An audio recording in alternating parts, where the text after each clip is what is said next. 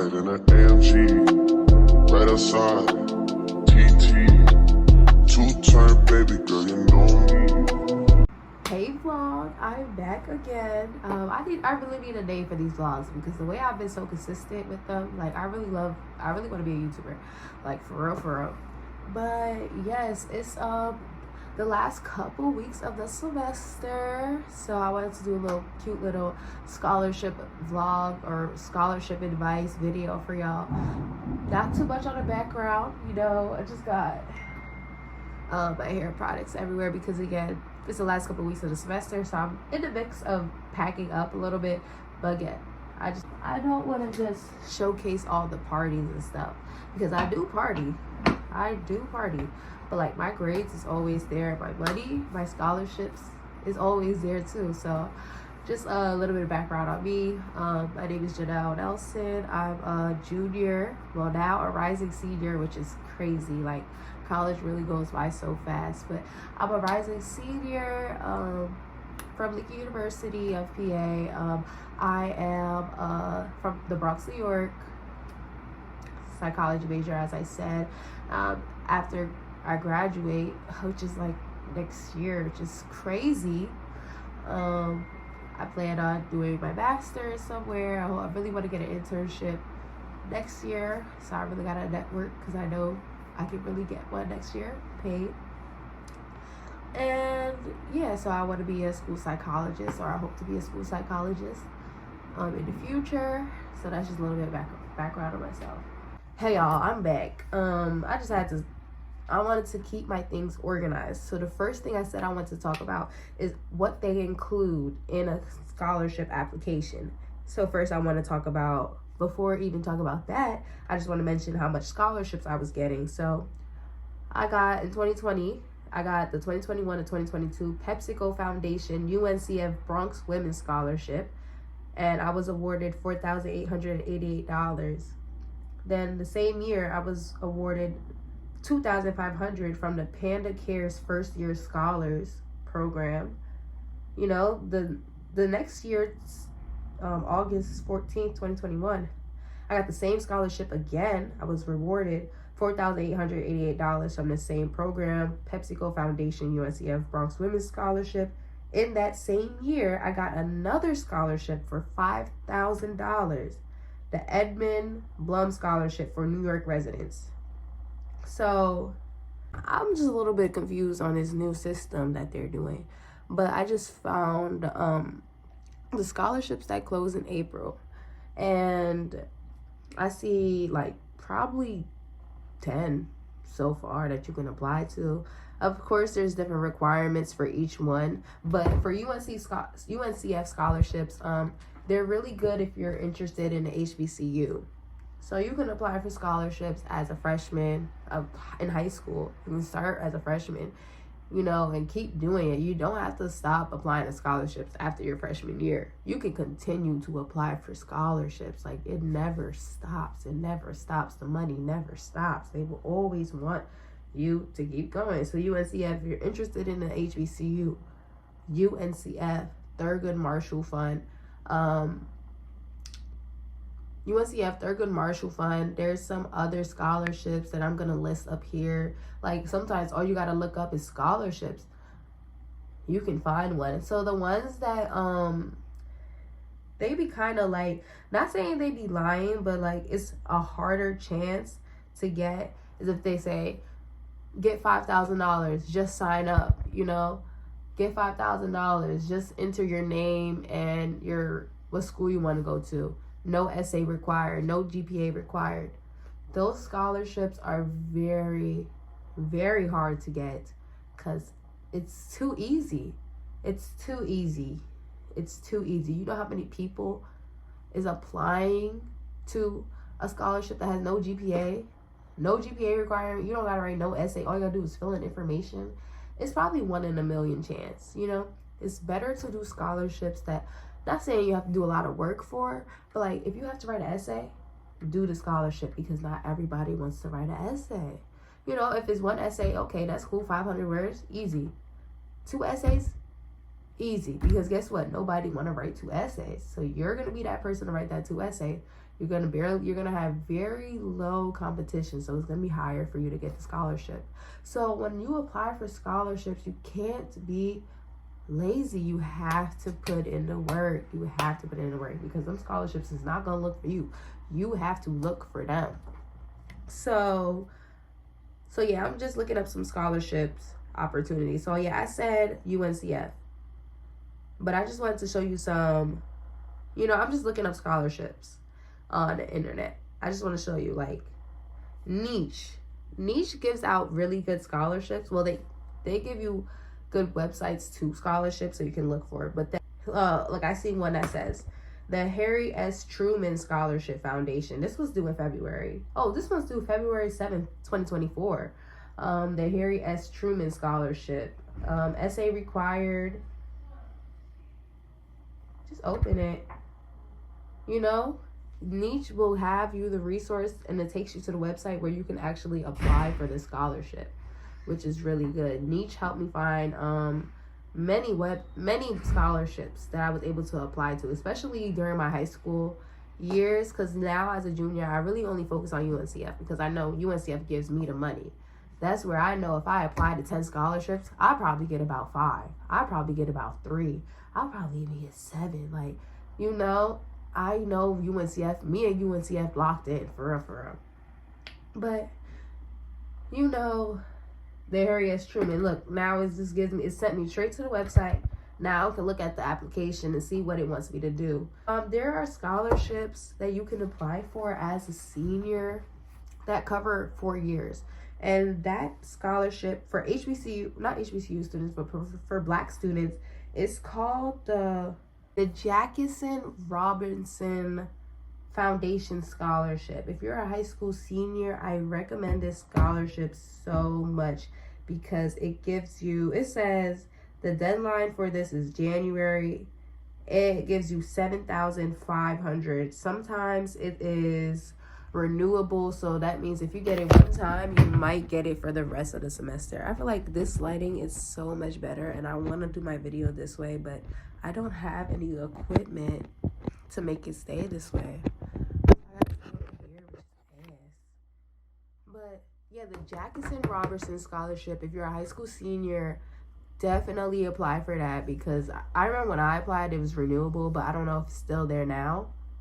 But for some scholarships, they require your SAT score. I don't know now, since COVID, I don't know if it's different, but like when I applied for it, I didn't get it, unfortunately, but when I applied for it, it did ask me for a GPA, my GPA transcript. It asked me for my SAT score. It asked me for, I believe, 2 recommendations. I had to do 2 essays. And yeah, I'm trying to see what it has right here. You had to be a Black student, or you go to high schools and they give out scholarships. Apply. It's going to be so much easier to get a scholarship that's within your community. Like for my school, they didn't provide really much scholarships, but they provided you opportunities for scholarships. So I applied for a scholarship very, very, very, keep saying that, but when I tell you very last minute, I think I applied for it like 2 days before. I just I don't think I'm gonna get it, but just in case, I'm gonna apply. I applied for it. I feel like my essay was terrible, but my GPA, I think my GPA really saved it. And, I got the scholarship, $2,500. I just had to write a short little essay, recommendation, transcript. So you're definitely gonna need your transcript. You're definitely gonna need your community service. You better be ready to write about your community service. Like, that's definitely something that they're gonna ask you. What community service have you done? How does it relate to your career? What do you want to do as a career? Why do you want to attend an HBCU? What experience made you the person that you are today? It's gonna ask you questions about that. What extracurriculars have you done? What do you plan on doing? Again, I said this already. What do you plan on doing as a career? They pretty much ask you the same questions over and over again. So how I was able to apply to like 20 scholarships is I used the same essay. I'm gonna be honest. I used the same essay. I edited it to fit the scholarship. But I just sent it in because they ask you for the same thing. It pretty much be the same length. about 500 words. Sometimes they'll ask you 800 words. Sometimes they'll ask you 600 words. Sometimes they ask you 300 words. Sometimes they ask you 200 words. But they're the same content. So it makes it so much easier for you, because I feel like once you write one scholarship essay, you wrote about 10. Because again, they ask you the same thing. But yet community service, have a whole essay for community service. Have a whole essay if you want to attend an HBCU. Have an essay on why you want to attend an HBCU. Make it both 500, 600 words, you know. Sometimes they make you want to do it 1,000. That way you just add on. But have a essay about what you're going to do as a career. What situation made you become the person that you are today? You know, for me, I put community service. Doing community service, working with children, made me want to be maybe want to go to college for psychology and eventually work with children as a career. Bam, boom, essay done, written on that. You know, once you do that, it's so much easier. I spoke about what they pretty much ask you, recommendations. Find out who you want to do your recommendations. It can't be a family member. It has to be someone that's not related to you, or I don't think, sometimes it could be a friend, you know. But when you do your recommendations, try to find somebody that's like a professional, like school, like your advisor. For me, when I went to high school, I had a mentor, so I had my mentor write most of my recommendations. Recommendations, my advisor and my mentor. Sometimes you can do a family friend, you know, especially if they're in a good field. Definitely. So interviews, we can't forget about interviews, y'all. So, oh my gosh, look at the freaking interviews. Sometimes scholarships ask you to do an interview. So if you do decide to do an interview, from my scholarships, I didn't have to do an interview. Sometimes they'll say it like, for this scholarship, you'll need to do an interview. When you apply for scholarships, I need an interview. Make sure you're in the city that the interview is happening. You know, you apply for a scholarship that's for Kentucky. You live in New York. Now you got to fly all the way to Kentucky for the interview. You know, make sure you know where you're applying to. So if it says interview, make sure you come in business clothes. You know, business clothes. I can make a whole video on business clothes if y'all want. Don't come in with a crop top. Don't come in with ripped jeans. Don't come in with the shortest skirt ever that I've ever seen in my life. You're coming in for an interview for a scholarship. You got to dress professional. And when you do an interview, make sure you're, you know, confident. You know, maybe you're a little nervous because this is money. You're nervous, but, you know, make sure you're answering the questions good. Make sure you're yourself. Make sure you're showcasing your talents, really putting yourself out there, making sure you're the best person. You should pick me type shit. So, yes, definitely for interviews. If you want me to do a business casual, what to wear for an interview type of video, I can definitely do that. But again, not all scholarships ask you to do an interview, so you don't have to if you don't want to. Just look in it, make sure it doesn't say interview required. If it doesn't say no interview required, then you're good. Maybe they'll ask for it, maybe they won't. But yeah, just keep in mind that some of them do ask for interviews. UNCF, me personally, that's where I get my money from. They give me money all the time. Thurgood Marshall Fund, they give out money. They sure do. There are some scholarships where they don't even require an essay. All you have to do is make a video. All you have to do is make a post. These are scholarships. Of course, it's going to be a lot of competition because everybody can make a post. But still apply, because you never know. You could be that one person that get it. $10,000 just for making a video. $10,000 just to make it. I saw one before that was like, make a social media post and tag 3 people, or have 3 people do the same post and get $10,000. You're going to be entered into a lottery where you can get $10,000 off of it. Now, do I know if somebody actually won it? Not sure, but it's out there. You never know. So after I talk about that, I also want to talk about rejection. Rejection, y'all. I applied to over probably my freshman year, high school senior, probably like 20, 25 scholarships. Probably only got 5. You know, I got so many rejections, I was ready to give up. I got rejection after rejection 20 times. Like, it was a lot. I was giving up, but then all it takes is that one acceptance. that one congratulations, because look, even if you get one congratulation, that's only $500. That's $500 less dollars you have to spend. You know, $1,000. That's $1,000 less you have to spend. Like, any amount is perfect. So you are gonna you might take a lot of rejections, or you might get all yeses, you know. But be ready to handle the rejection and not let that rejection stop you from doing anything. Because when you apply for scholarships, you have to be determined. If I just stopped applying for scholarships after I got 10 no's, I wouldn't be going to college for free. I would be in here $25,000 in debt. I don't want to pay it. You know, you have to just do it. Rejections is a part of life. But as long as you are determined in it and you continue to do what you got to do, you'll get that yes. You'll get that yes. Everything always happens for a reason. You'll get that yes. So rejections, it's okay. Don't let it stop you. Ask you for your resume, definitely. So make sure you have your resume put together. Everybody has different resumes, but hopefully your school gives you advice on how to do your resume, or if not, look up some YouTube videos that'll help you. So resume, community service, do community service, please. It's really gonna help you, because not everybody does community service. Not everyone does it. You want to do stuff that make you different from everybody else. And then when you do, make sure you just bring it up. Like what I worked at elementary school. When I tell you I gassed myself up, you know, because what? They don't know. They don't know what you've been doing every single day. I gassed myself all the way up, baby. You gonna want me. What I was saying I was doing, I did, but I gassed it up so much. Because that's what they want. They don't know you. You know, you don't know them, they don't know you. They just know a paper. They just know an essay. Sometimes they don't even ask for a picture of you. They're just giving you money. Oh, she sounds really good on paper.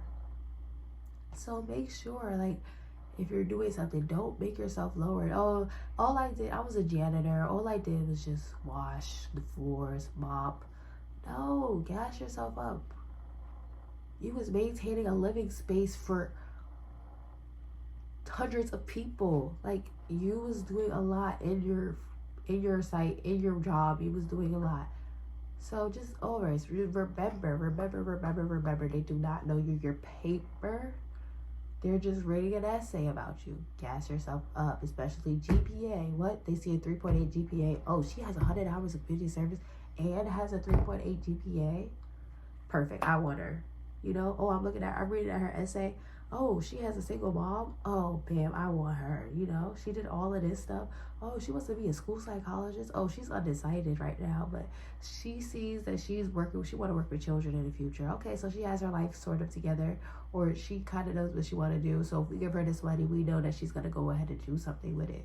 You know? Oh, she want to go to HBCU. Why does she want to go to HBCU so bad? Well, she was from the Bronx, New York. You know, her resources was low, teachers was low, but she was still able to persevere and get a 3.8 GPA. Now she want to go to HBCU, learn more about her culture, learn more about herself, her blackness, want to work with more black professors, want to work with more faculty that's black, want to be able to navigate their world as a black student, because at the end of the day, you're still black, and you have to navigate, sometimes you got to navigate your world differently from someone who's not black, you know? Write that in your essay. You can have so much to write about in your essay. You just have to be creative. And for me, it did take me a while to like actually sit here and be like, oh, I don't know what to write. Like, I don't know what to write. I feel like I'm not really that special. Like, I feel like I don't really have nothing to say. And that's probably you. You feel like you don't have nothing to say, but you do. You do have something to say, because again, nobody knows you like you know yourself. You may think like, I'm just doing this little thing. I just did this little thing. No, it's a lot. It's a lot that you did that you can write a whole essay on. You know, you can do a lot. Like, you started a club. Oh, I just started a club. You started a club at your school. Write that. Write that down. I really hope this was very helpful for y'all. Like, the lighting is so much better on this side, but I really do hope this video was helpful. I was kind of red. Yes, I'll see y'all later. Thank you for watching my YouTube video. Like, comment, and subscribe. You know how they be doing, because yeah, I need to start saying that too. And I'll see y'all later. Thank you.